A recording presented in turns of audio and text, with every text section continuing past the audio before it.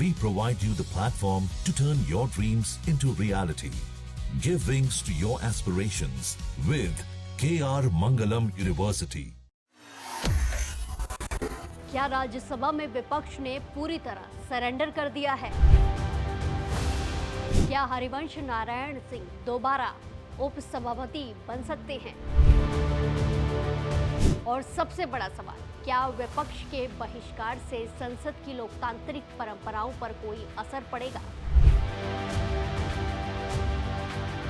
नमस्कार, दैनिक जागरण में आपका स्वागत है और मैं आपके साथ प्रिया बिस्ट। आज हम बात कर रहे हैं दिल्ली के सियासी गलियारों से आ रही उस बड़ी खबर की जिसने संसद के समीकरणों को एक बार फिर चर्चा में ला दिया है। राज्यसभा के उपसभापति चुनाव की तस्वीर अब पूरी तरह साफ होती दिखाई दे रही है। जनता दल यूनाइटेड यानी कि जेडीयू के नेता और नॉमिनेटेड सदस्य हरिवंश का दोबारा इस पद पर बैठना लगभग तय है। 17 अप्रैल को होने वाले चुनाव से पहले उनके पक्ष में 5 अलग अलग प्रस्तावों के नोटिस मिले हैं। सबसे चौंकाने वाली बात यह है कि विपक्ष की ओर से किसी भी उम्मीदवार का नाम सामने नहीं आया है। इसका सीधा मतलब है कि बिना किसी मुकाबले के हरिवंश अपना तीसरा कार्यकाल संभालने जा रहे हैं। आपको बता दें कि 9 अप्रैल को उनका पिछला कार्यकाल खत्म हुआ था, जिसके बाद ये पद खाली था। विपक्ष का रुख और बहिष्कार के कारण एक तरफ जहां सत्ता पक्ष अपनी जीत को लेकर आश्वस्त है, वहीं दूसरी तरफ विपक्ष ने इस पूरी चुनाव प्रक्रिया से दूरी बना ली है। कांग्रेस के वरिष्ठ नेता जयराम रमेश ने साफ कर दिया है कि विपक्ष इस चुनाव का बहिष्कार कर रहा है। विपक्ष ने मुख्य रूप से 3 बड़े कारण गिनाए हैं।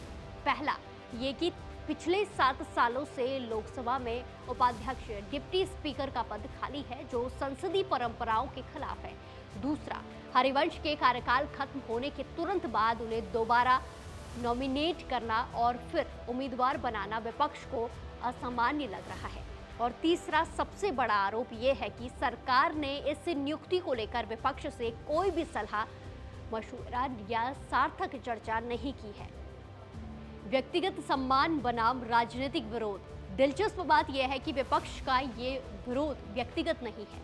जयराम रमेश ने खुलकर कहा है कि उनके मन में हरिवंश के प्रति पूरा सम्मान है। विपक्ष की नाराजगी व्यक्ति से नहीं बल्कि सिस्टम और सरकार के काम करने के तरीके से बताई जा रही है। विपक्ष को अब उम्मीद सिर्फ इतनी है कि अपने तीसरे कार्यकाल में हरिवंश सदन चलाते समय विपक्ष की आवाज को ज्यादा तवज्जो दें और निष्पक्षता के साथ सदन की जो कार्यवाही है उसको आगे बढ़ाएंगे। कुल मिलाकर हरिवंश का चुना जाना अब महज एक औपचारिकता है, लेकिन विपक्ष के इस बहिष्कार ने एक बार फिर सत्ता पक्ष और विपक्ष के बीच की जो गहरी खाई है उसे उजागर कर दिया है। क्या इस तरह के बहिष्कार से लोकतंत्र मजबूत होगा या कम, ये आने वाला समय बताएगा। वहीं सवाल सिर्फ ये नहीं है कि उपसभापति कौन बनेगा, सवाल ये है क्या भविष्य में सरकार और विपक्ष के बीच जो वो सार्थक संवाद फिर से लौट पाएगा, जिसकी उम्मीद जयराम रमेश जैसे नेता कर रही है। बहरहाल हरिवंश जी के लिए ये एक ऐतिहासिक हैट्रिक है और आने वाले दिनों में ये देखना दिलचस्प होगा कि वो सदन को किस निष्पक्षता के साथ चलाते हैं। राजनीति की इस बड़ी बिसात पर आपकी क्या कुछ राय है? क्या विपक्ष का चुनाव का बहिष्कार करना सही फैसला है? हमें कमेंट्स बॉक्स में ज़रूर बताएं। वीडियो पसंद आई तो इसे लाइक करें और चैनल को सब्सक्राइब करें और जुड़े रहिए दैनिक जागरण के साथ। नमस्कार।